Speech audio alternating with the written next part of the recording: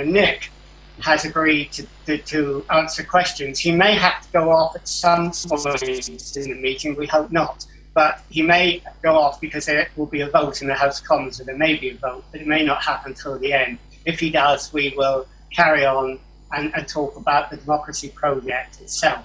Anyhow, thank you for doing this, Nick, and for agreeing to take part in it. You said that you'd be happy to talk about what you thought were the top 4 priorities for the next government post-2015.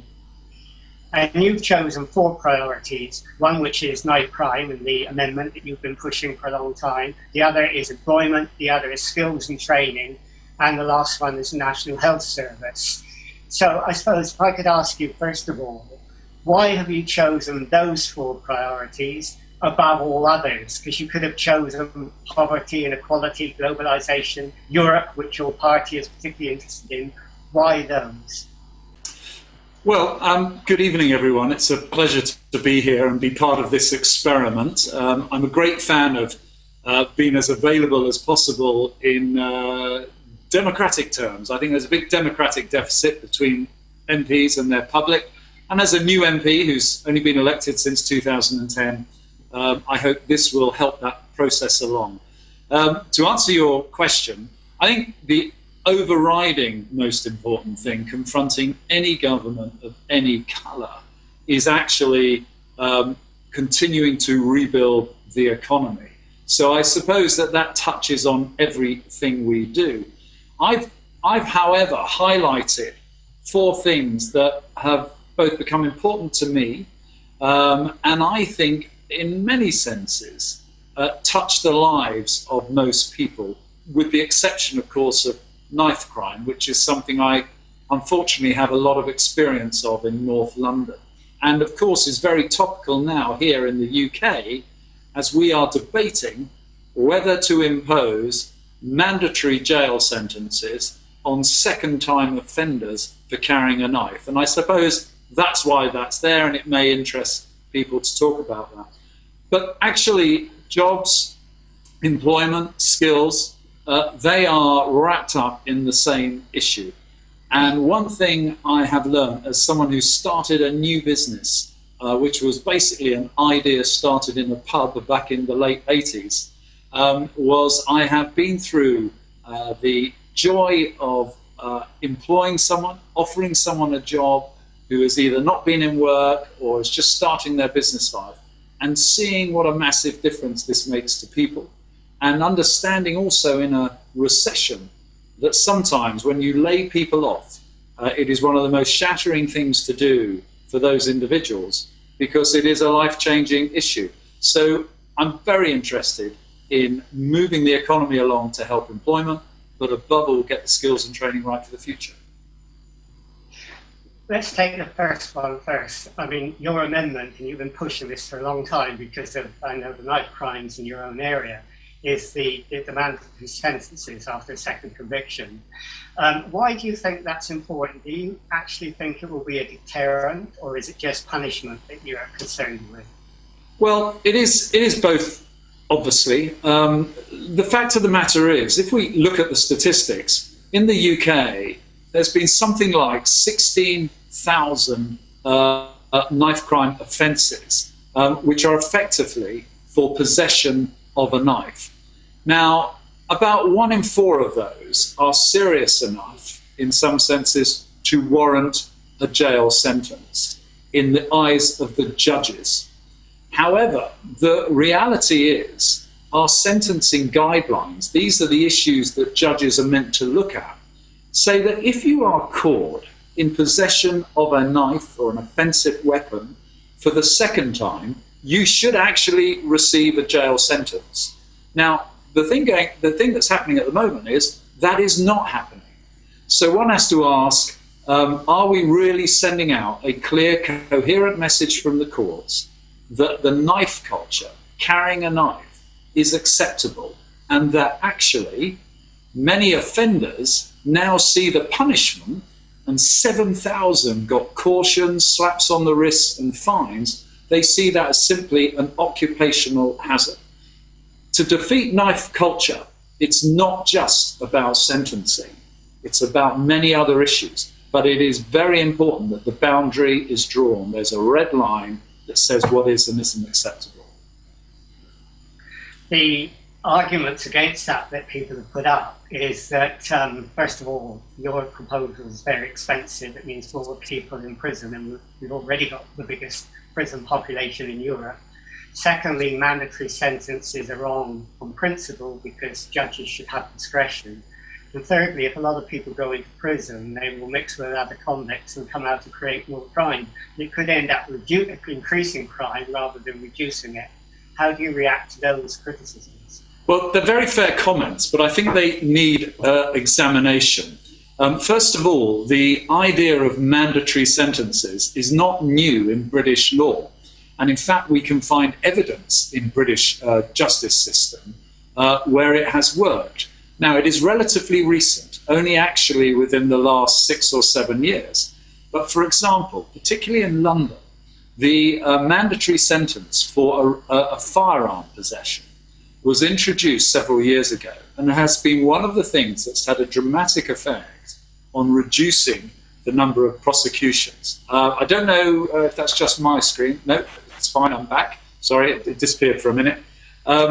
However, so the principle of mandatory sentencing, I don't think is new. And what's politically interesting over here is the people who are trying to block it in the coalition are actually the Liberal Democrats, our coalition partners. And yet they voted for mandatory sentencing 3 years ago in 2011. So there's a bit of a political sort of party politics going on in here that's created the debate at the moment. But the other point to understand here is it's often argued that the mandatory sentencing will just send people to prison and make them hardened criminals. What I would say is, if you have knowingly gone out and put a knife in your possession for a second time, having been to court, there's a pretty good chance you're well on that road to being considered a hardened criminal anyway.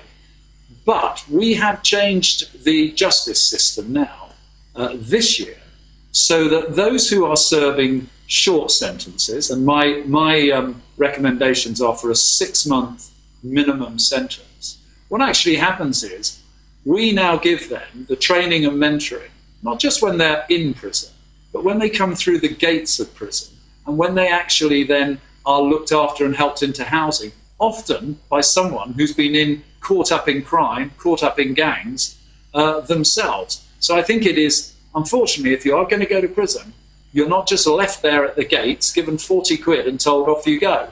The idea is to reform and rehabilitate as well. We just had one question come up, which is not entirely on this, but I'll give it to you anyhow and then come back to this. He said, and I'm sure I know your answer to this, but would you agree to a live debate with other candidates at the time of the election next year? Not only will I agree, I've done them before, and in fact I was very disappointed that we didn't actually have one at the last election. So I'm always up for open debate, indeed, not just with other candidates. I often am quite happy to debate on specific campaign issues with people who may hold an opposing view to me, but may not necessarily be in Parliament. So yeah, I'm up for it. Another point that's come up is that you've talked about mandatory sentences and so on. The question is, what's your view on restorative justice? Isn't that a more effective way where the victim and the victimised meet together? Because there are signs that reduces crime and also saves money. Well, restorative justice has a key role to play, but it has to be done with the willing consent of the victim and with the willing consent of the perpetrator. So, like all things, I urge people, when we talk about the knife culture and the mandatory sentencing issue, it is just one of the devices that needs to be used to actually deal with the scourge of the knife culture that actually can lead with someone who uses possesses a knife into using a knife, and they're not, unfortunately, using it to seriously injure someone or potentially kill someone. And that, at the end of the day, will involve mentoring, education programs, as well as clear boundaries on sentencing. we could go on to employment and talk about that. Though we have one other question that's just come up from Peter Felton. He said, coincidentally, the BBC Panorama programme tonight, just after this webinar, is entitled From Jail to Jihad. That is on the radicalisation of some prison inmates. Have you got any thoughts on that? Okay. I mean, I wish I was seeing the programme, actually, because I think there's no doubt that radicalisation on our own shores is clearly has happened. I don't think we should pretend it's happening everywhere and all the time. Is it happening in jails? I don't know, is the answer to that. I'm on the Justice Select Committee. We haven't looked at it in great detail. You will find when I don't know something, I will tend to admit it. But if you like, this homegrown terrorism is something that does worry me. And if we look at Syria, I don't want to exaggerate it, but there is quite clearly a potential threat that people who have gone out there for whatever reason and have been trained in what is a hostile war field could potentially come back to our country and cause problems. And we shouldn't be frightened of admitting that. We should just be alert to it and try and stop it. Horst Shapliel has also just made a remark. It's not a question. He's congratulating you for doing this experiment and engaging. So that's a really good piece of positive feedback. Anyhow, if we go on to employment, I remember reading a New Statesman article once where you said you went into politics because when you started up in business, you thought there would be help around, but there wasn't, and you were determined to change that. You wanted to go in so that there would be help available for those people who wanted to start up in business. So to what extent have you been successful in that, in helping people start up in business, and what more do you think needs to be done? Well, the reality is I'd love to do this on air and claim single-handed responsibility for some of the policies that the government have done to make a genuine effort to help people starting business. But I'm just glad to be part of a party and a government that have put in place some of the ideas that have helped businesses. And I assure you, had some of the things been available when I started back in 1989, it would have just made it a little bit easier for me. And the interesting thing is, Francis, I know you're only 21, but I'm a little bit older. And the workplace is changing quite phenomenally. There are more and more people who are now actually starting as consultants, individuals, freelancers, going into self-employment almost from the start, and more people moving into it. So some of the help has also been really useful for them. So, for example, you can now actually get access to a small startup loan of anywhere between £2,000 and £10,000, which can go by going through people like in my constituency, going through North London Credit Union banks, Enfield Enterprise, and taking advantage of a government scheme where if you submit a decent business plan, you don't just get a bit of money, but you get mentoring and assistance, something that I didn't have. I mean, when I started my business, I was offered so much help. I thought, oh, this is great. But when you nailed it down, it was basically a consultant that someone would pay half the money for to help me set up my business. But given I didn't have much money to set up my business in the first place, the last thing I was going to do was go out and try and find the other half to pay someone.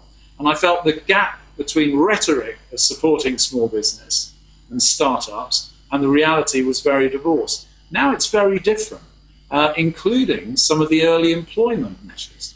So there's no national insurance for people under 21. Apprentices now are really well-structured training programs and are very suited to small businesses. Most people look for them for larger businesses.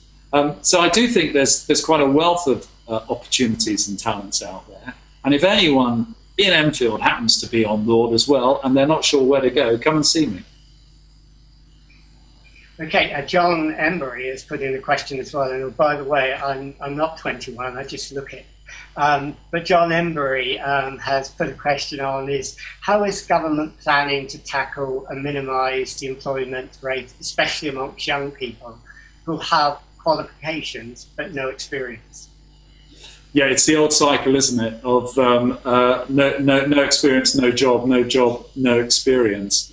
Look, first of all, I think there's a two-way problem here. So if I deviate a little bit, let me know. I've been into lots of schools, and I'm a little concerned that we have yet to see a big shift. It started, but a big enough shift from having people focus, for example, on just getting exams and what management consultants call the soft skills, what I call the employability skills. For example, we are turning out people who may be getting A levels, but if they actually at that point, and even degrees, and if they get at that point want to go into work, what we're actually finding is that they are really going to struggle to actually get a job because they haven't developed the interview skills, the way to present themselves, actually get the cut through when applying for the jobs by doing decent research, all the sort of stuff that actually will achieve a little bit of difference for an individual rather than just relying on the exams. So I think there's a two-way thing here. There is more employers can do and government can do, such as the massive expansion in apprenticeships. Now, there's still a problem with apprenticeships because I've noticed when I go around and meet people, apprenticeships are often still seen as the more traditional routes of engineering or car maintenance, etc., etc. Whereas, in fact, in reality, more and more apprenticeships have been both designed to suit specific needs of businesses as well as the professions, the accountants, for example, the consultants, the agencies, the exhibition design agencies, the graphic design agencies. We now have to raise the professional standing of apprenticeships to encourage those who are not going for an academic career to go down those routes. That's actually in place. It just needs to be rolled out and expanded more. The final thing, and I think this is key, and I'm seeing it successfully done in my constituency, is employers are quick to complain that they cannot have the skills. They can't get the skilled employees they need.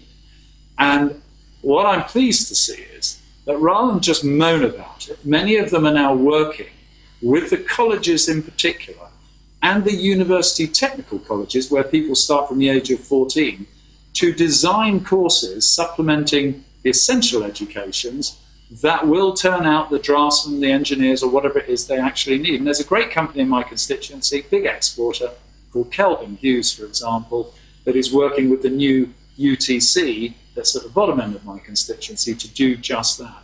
Just a final point on employment, though. You said the problem in youth unemployment. It is a problem. It is still too high. Actually, most constituencies have seen it drop anywhere between 15 and 35%. It's a good start. It's a long way to go. But I'm also finding a real challenge for the 50-year-olds and over.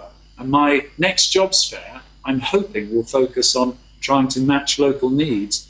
I know you can't be age-specific in these things, but I'm going to put quite a lot of effort into trying to fill that gap, because that is a growing problem. Benoit Chavez also mentioned this problem about how you help young people with activities and employment, so we sort of dealt with that. Several people are asking, can they ask questions outside of the brief, like questions on Boko Haram, Ukraine, Iran, and the answer to that is yes, Nick is willing to take questions on anything, but we've got a focus. If people want to speak on anything, please do. Ali Nawaz has said, we talked about radicalisation, and there was a question on it. He says that ethnic minorities are suffering from radicalisation as much as local British natives. Any strong measures taken by the government will be welcome. So do you have any ideas on that? No, and to be blunt, I think it's a very welcome message that any citizen in this country is prone to radicalisation, particularly in difficult times. However much we think things are getting better, they are still relatively challenging times. What I do think is, I'm not a politician that just looks to government to do everything and solve everything. I think the government and the security services, the police, were quite right to say We need to urge communities to have the confidence to come forward where they believe radicalisation is taking place. The only way we can do this is in partnership with communities of all sorts from all across the country. We need to make it easy for people to do, to go to authorities. We need to make it in confidence, and we need to build that trust for people to do that. And actually, building that trust is quite a challenge across any community. But it does require the local communities to be as responsible for this as would be government in dealing with it if and when they come across it. You talked about trust, and Joel has put a question on which I suppose relates to trust, and he says, do you think MPs should be allowed to be directors on the boards of multinational companies? I mean, of which companies? Commercially, multinational companies, corporate multinational companies. How can we divorce commercial interests and assist MPs to be really servants of their electorate without those interests? Well, look, I am old-fashioned like this. I got into Parliament because of my business experience. It was one of the things that brought me into here, because I'm very passionate about small and medium-sized enterprises. I have absolutely no problem with MPs of any political colour or persuasion serving in institutions that they were either involved with beforehand or wish to get involved in. So it could be a charity, a vocational group, and it could be a corporation or a small business. What is vital is that they are absolutely transparent about what they do. And the vast majority of MPs are very transparent. We have one of the most transparent systems where you have to publish everything. What I do accept, and I think this is behind the question, is hang on, if you're going to go and spend lots of time doing lots of non-executive directorships and not do your job as an MP, you're quite right. I would expect an MP to use their judgment, and actually use their judgment when they accept something that it should be ultimately in the benefit of Parliament by broadening their experience. What I also would like to see more of is, for example, industry and Parliament working together. I would like to see groups that we have where, for example, the police force, the army, I would like to see extended to teachers and so forth, where MPs go away on a voluntary basis for up to 20 days a year, often at weekends, where they then serve with various organisations. So I've done that with the RAF, I hope to do it with the police shortly, and some colleagues go and do it with business areas. So that you don't have to take the non-executive director route. You can do it on an industry and Parliament basis. And I'm all for that, because I do not want professional politicians who leave university, who come into politics as researchers and go on to be MPs. If I had my way, and I know this goes against my political philosophy, I wouldn't have an MP under 40 on the basis that they would have done quite a lot in their lives before they get here. But I declare an interest. Because I'm 54, that would probably suit me. Okay, and Barbara Simpson's come on and said this is a really good session. And can you throw some light up on any upcoming plans for helping small businesses who are just recovering from the recession? For example, loans for business expansion at this stage of their development.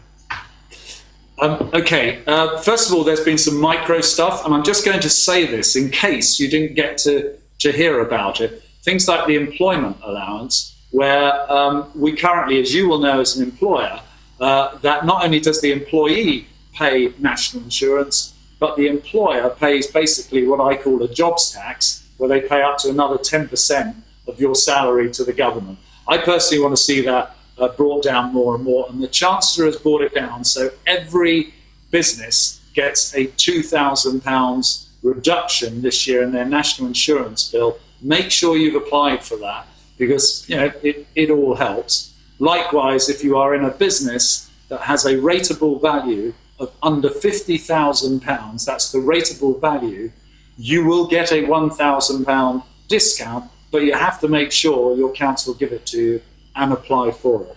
Now, on terms of access to finance, this is something that is still quite demanding, and I don't know your individual business circumstances.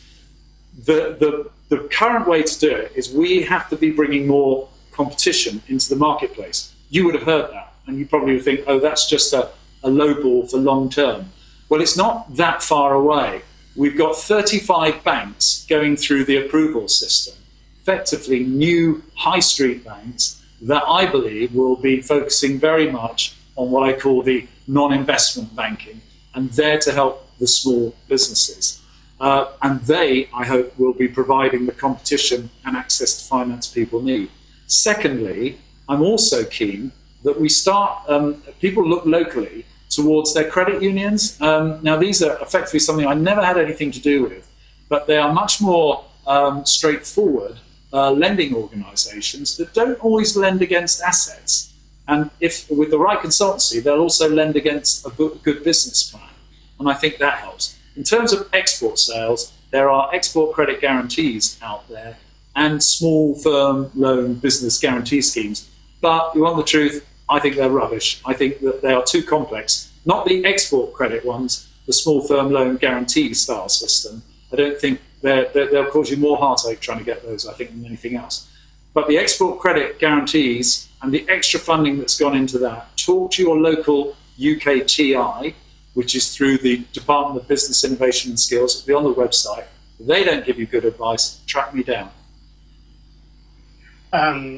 You're actually, I think, aren't you, on the all-party parliamentary group on crowdfunding and alternative finance and non-finance, it's called, I think. And so you talked a great deal about that. Just had a question about how many people are on the live stream now, and the answer is I don't know, but we'll let people know later. Another question that was given to me earlier is, I mean, do you think when it comes to startups and developing businesses, the profit motive should be the only guiding principle? Or do you think that social value should also be important, as your colleague in your own party, Chris White, has been promoting for a long time? And therefore, how important is it to support the social enterprise movement? The social enterprise movement is something that I have been supporting, very much so. And in fact, I've just written a letter of endorsement to try and help one in my constituency today. I think the two can sit together. I think profit motive has to be there because it's what you do with the profit that matters. And look, I took a very simple view when I grew my exhibition design and build business and conference business, was that I actually, for example, when I took someone on, I was actually immensely proud of taking someone on because I saw that as just a great responsibility, but also a fantastic achievement. You had someone working with you, they were taking a regular salary and supporting their family and all of that. So, you know, there is a real plus side to business without a declared social enterprise or social agenda to go with it. However, times have changed, and now I would argue, and this may not be what you want to hear, I actually think one of the motivations for actually engaging as a company, both profit-driven and then engaging in the social enterprise element of it, is that makes good business as well. I think people are looking for that. They want to know what your supplier base is. How, you know, are you supporting local businesses? Are you supporting local employment where possible? And what are you putting back into a community? And I think that makes quite a big difference. In fact, you might be interested to know, and I'm sorry if I'm not answering the question directly, because if I'm going off track, bring me back. But there's a very interesting crowdfunding model developing where businesses are acutely conscious they want to put something back in, but they feel their main job is to focus on running their business, particularly in the difficult times. But where they are making profit, they're now actually going into a crowdfunding mechanism that allows them to support social enterprises. But all they do is just write the check, and okay, it may not be what everyone wants them to do, but it is by extension supporting social enterprises. So I think that's something that is encouraging, that people are thinking more about that, rather than just the profit figure. But I put my hands up. Sorry, I put my hands up. You know, I do believe profit is not a dirty word, and I think companies should make it. It's what they do with it that I think is worth examining. We just got a nice controversial point coming up saying the unemployment benefit recipients must have more strict regulations to follow before they become eligible for benefits after 3 months, for example. What's your view on that? Were you the first word I had, were you talking about people coming from abroad into benefits, to gaining benefits? Was that the question? He hasn't asked that. It's just a general question. Well, I think if you want to answer both ways. Okay, well, I think in terms of the issue of gaining benefits when you come to this country as an automatic right is an issue that's linked very closely to the EU, and I don't approve of the setup at the moment. And basically, in the EU, there's 27 countries. Only 4 other countries have what we call universal benefit system. So you get the job seekers allowance and things like that, but actually what is also universal is housing allowance, housing benefit. And that is only true in something like 5 European countries in total.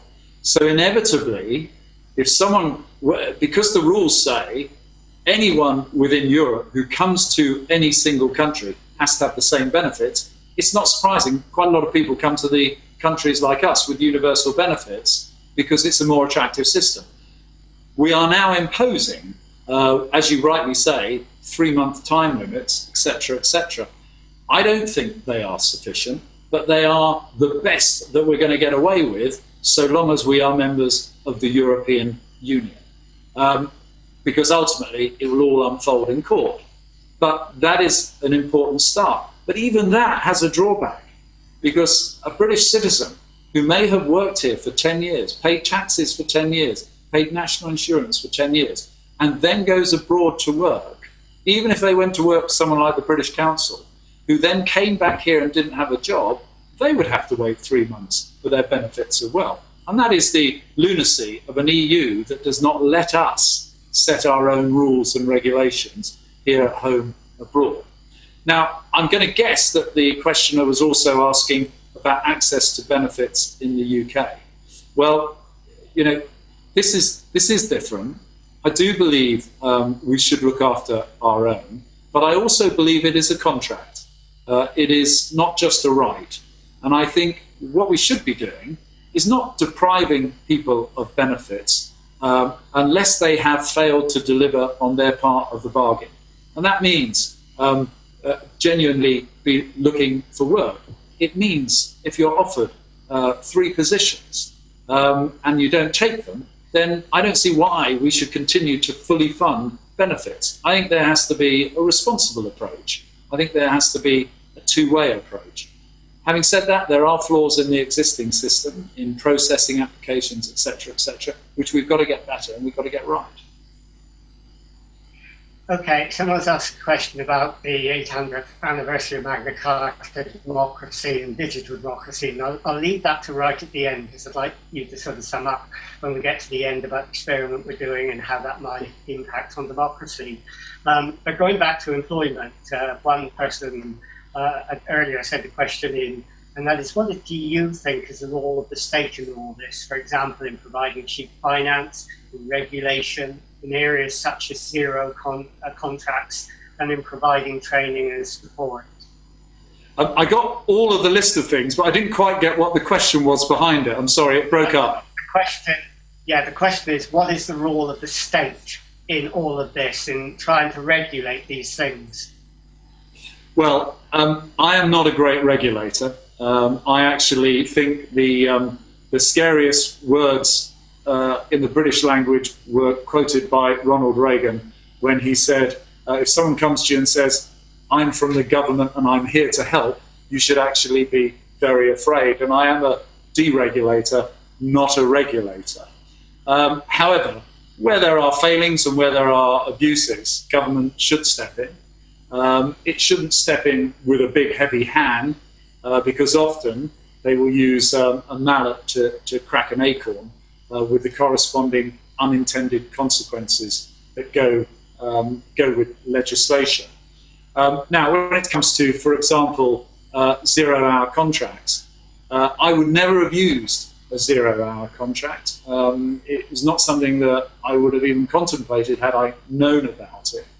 I've always viewed the relationship between employer and employee as one of partnership, and I've always thought generally that if you're fair to your employees, they're more likely to stay with you longer, because at the end of the day, I don't want people leaving voluntarily, or I wouldn't have wanted people leaving voluntarily. So in the case of zero-hour contracts, I think we need to cut through the media, and I think we need to cut through some of the sound bites on it, and actually investigate what the situation is. That is what's happening.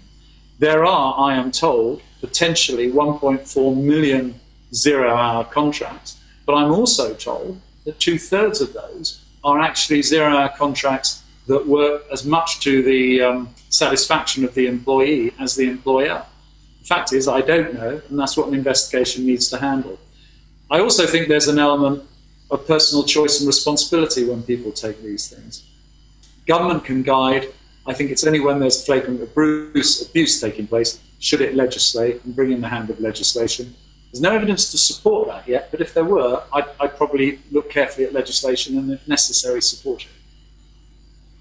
There were a couple of others there. Sorry, I've just forgotten them. What were they? It's okay. I mean, I think you made it clear what you think about regulation, and I just mentioned several examples that were given me. But I just had a question in from Benoit Chavez, and it's about economics in a way, but it's also about human rights. And he says that Britain is a leading country in democracy and the rule of the law. What will a future government do to ensure that other countries who we trade with, and therefore have some power or influence with, also, you give the example of Angola, also upholds the rule of law? Well, I think it's one of the toughest questions a Prime Minister or a Foreign Secretary always raise. They go to China and they're told to raise human rights, and they obviously have at the back of their mind, how well is that all going to go down? I don't think we should ever lose sight of our principles.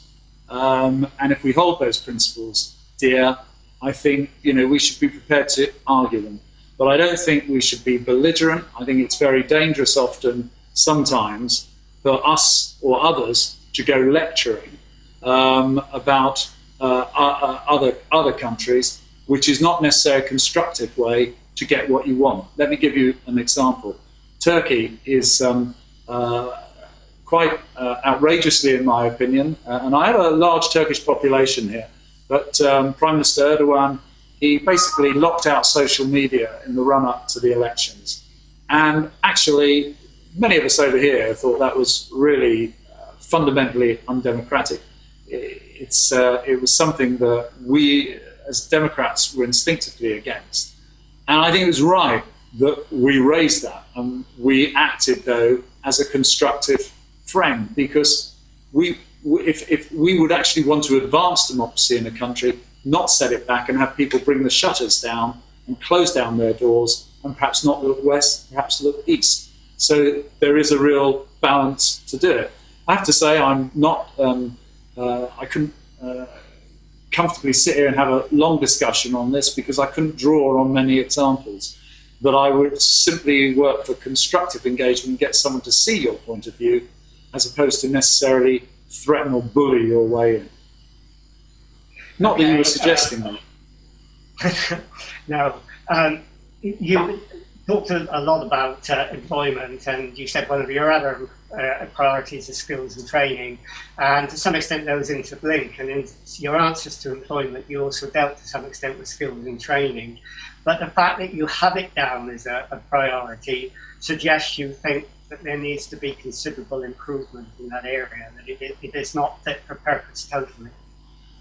I think it's fundamental because if you look at it, we have jobs available in many constituencies up and down the country, and yet we have unemployment, which suggests to me there is a mismatch of skill and need. So my view is, what is the gap that's missing? and how are we going to fill that, both for now and for the future? And I've seen it presented in many ways.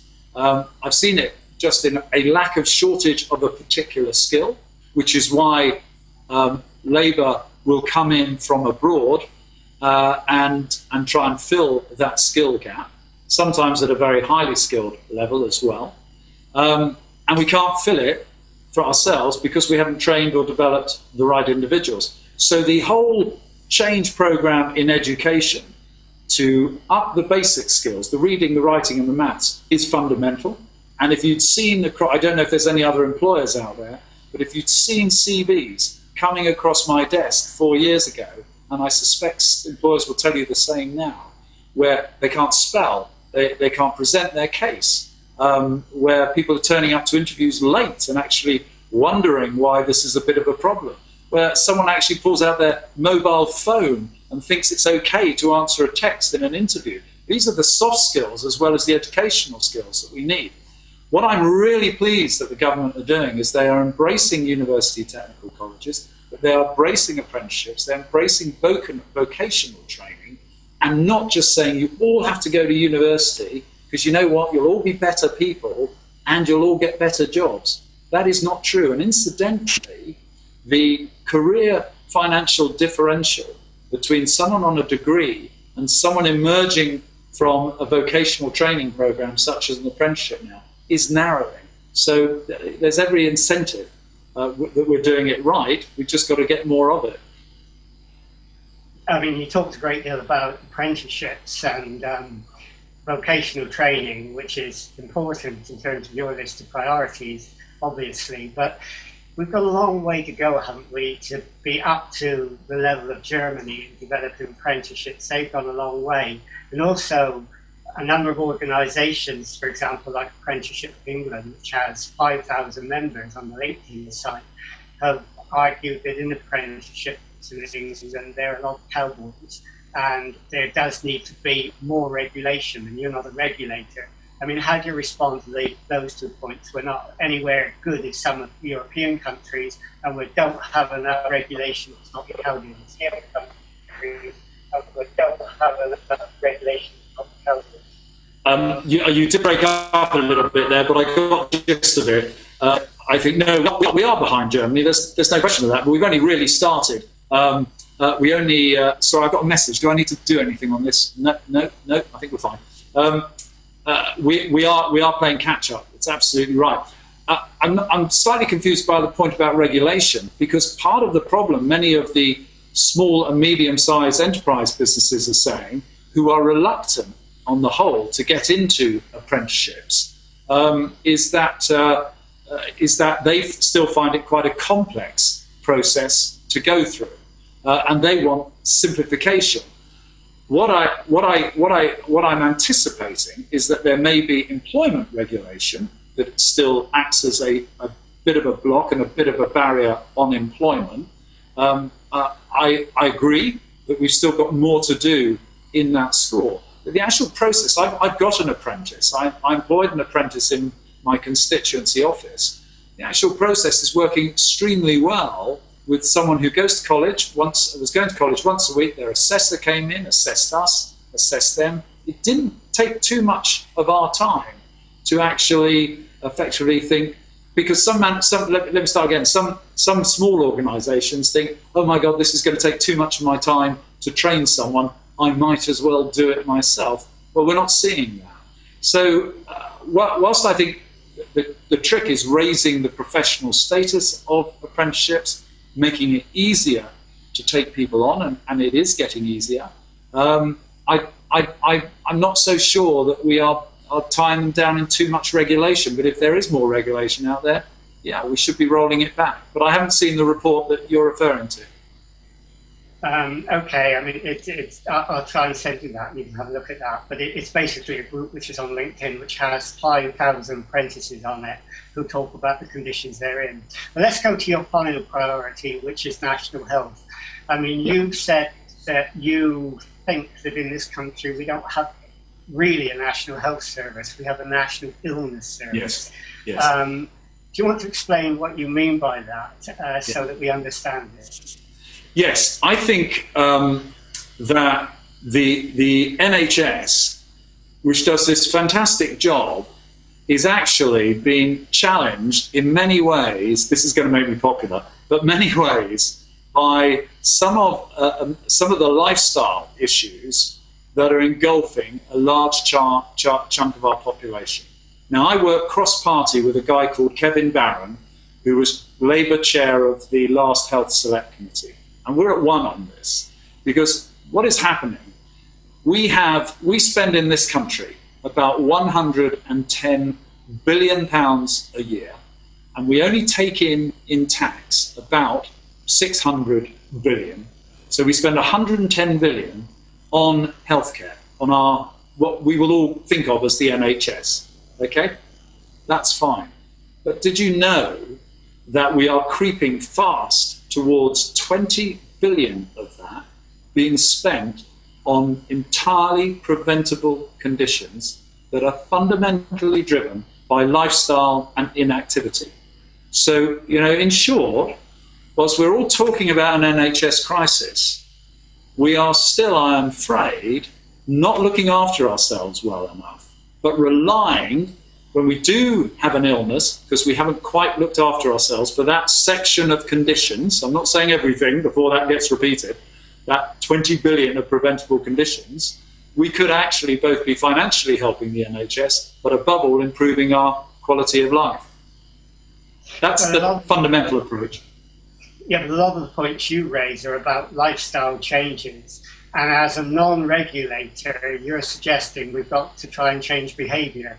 Now, there are a lot of non-regulators who say it is not the role of government to change behaviour. How do you square that circle? Well, it's a very difficult square to circle, but I do actually think that there is a massive role for government to show in leadership. Now, you've got big issues. You've got alcohol, which is the biggest issue. But the last proposal to regulate it, I thought, didn't cut any ice, because it talked about minimum pricing alcohol.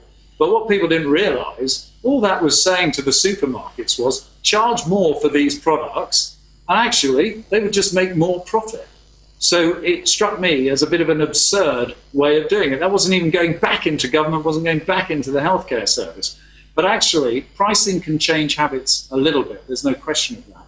But the real answer, surely, when half the adult population are not undertaking the minimum activity a week that we've got, we're not going to legislate for that. We've got to encourage for that. By the way, that minimum activity a week is not going down the gym.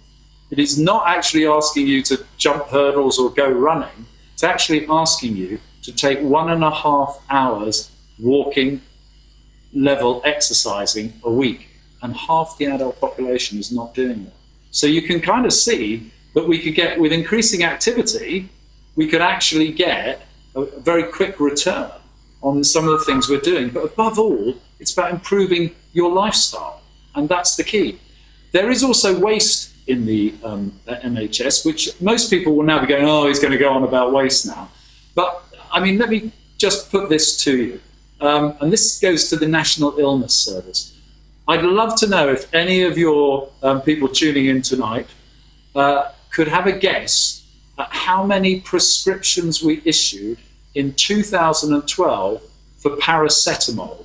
Now, bear in mind, paracetamol costs 22p to buy a box of about 50 or whatever it is from a pharmacist, and a prescription, which most of them actually we give away free here, would mean a pharmacist gets paid 90p to dispense a free packet of paracetamol. But probably it's impossible to run a poll on this because people won't answer. But the answer is we issued 20 million prescriptions for paracetamol. Now that says to me there's a few things wrong, including why anyone would want a prescription for something that costs 20p, but more importantly, why are we issuing prescriptions, except for the very, very needy? I mean, you're on the all-party Committee on Primary Care and Public Health, I know, and you talked about the important thing in the 21st century is to keep people out of hospital and to have preventive absolutely care. Crucial. But there are funding implications in that as well. I mean, you can actually change behaviour. You can encourage people to walk, you can encourage people to stop smoking. But there is an element of community care as well in that. And preventative medicine does need resources, and unfortunately it doesn't have a great deal. How do you square up then the funding implications of that at a time of austerity? Can you do this by decreasing funds, or are you going to have to increase expenditure? No, it's chicken and egg as well, which makes it even harder to do. So first of all, some of the techniques. I mean, here we are, having a TV channel to discuss politics and issues. There is absolutely no reason why we cannot expand consultations literally down the line, the digital consultation. But it doesn't have to be necessarily even with your GP. So, for example, if you are in a chronic condition that needs a regular clinic trip, it could be an asthmatic condition of something, COPD, something like this, and you go to clinics that are doctors, that's actually something that we've run experiments in the northwest of England where it's been done digitally with a consultation with the clinic nurse, and it's had a marvellous effect of capturing everyone and reducing the number of people who end up going to A&E, which is the most expensive place to go for a condition, compared to, say, the GP or the clinic that's non-emergency. So you can get some easy wins, which will help self-fund it. But it's a big, big cultural leap. And that is why you are seeing the CCGs now trying to embrace innovative techniques. Now, before anyone says that won't work for everything, I completely agree. It will not work for anything. But it is interesting that the RCN, the GPs, they're all behind this.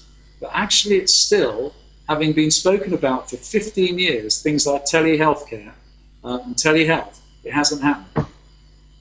In fact, I think there's a new telephone app that's just been introduced called Babylon, which is a way in which people can actually contact GPs through a telephone app if they have a particular problem, which is now being used quite extensively, though it's piloted, I think, at the moment. So that's how the digital technology is happening, which I suppose this brings us back to the digital question.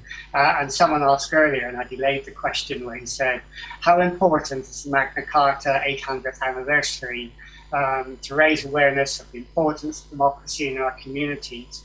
And is this what we're doing today? It's just one example of things to come, more open government through high tech, through the digital age.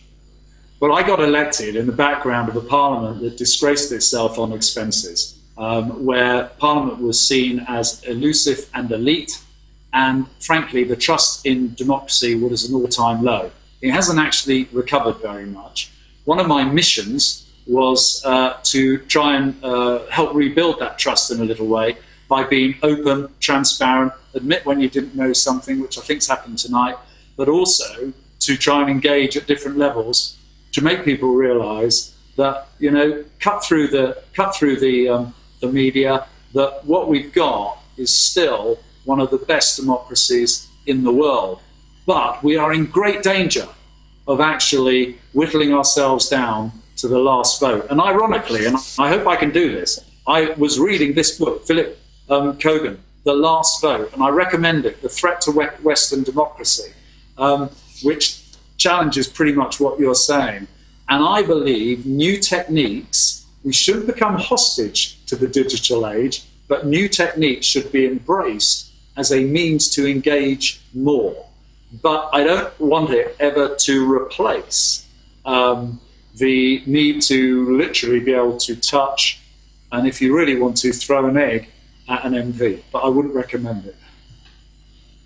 I mean, do you think also, I know you can't do that on here, but I mean, do you think that using experiments like this can help to empower MPs? Because MPs to some extent, you know, if you read lots of the diaries of MPs, are feeling pretty frustrated about their role in Parliament at the moment, their role in life. Yeah. They feel disenfranchised themselves, and many of them feel powerless.